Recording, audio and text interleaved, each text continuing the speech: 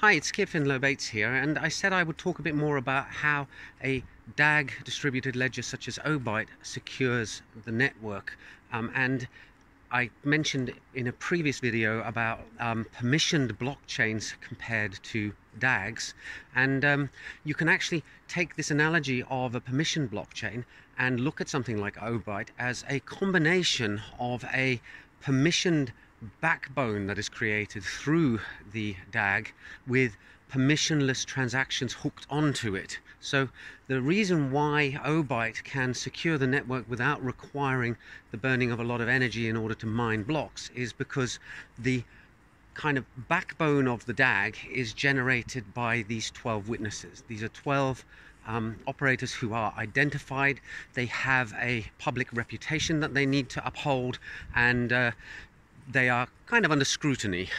The idea is that because they're public and because they have a history of behaving well on the network, they're allowed to continue to be witnesses. But in a sense, they are permissioned. They're not just some random anonymous person who walked in and started acting as a witness. And that, I think, is the key to how Obyte manages to secure the network without requiring proof of work and proof of stake. And it's because the central core or thread of the network of transactions is generated in effectively a permissioned environment.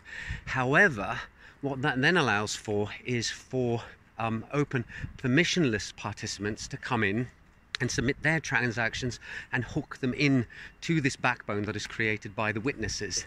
At least that's kind of my take on how it works, and it's a clever hybrid of the two systems that gives you the properties that you want for a DAG, namely that you still have an open permissionless part where two parties who are anonymous to each other and the rest of the world can still reliably transact because they're both piggybacking on the trust that is provided by these witnesses in this permissioned environment. And then you have these safeguards that if the witnesses start behaving badly, or if a witness starts behaving badly, the rest of the witnesses can kick them off and find a new one.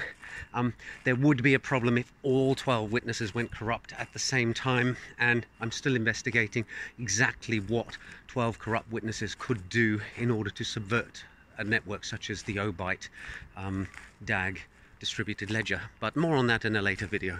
Bye for now.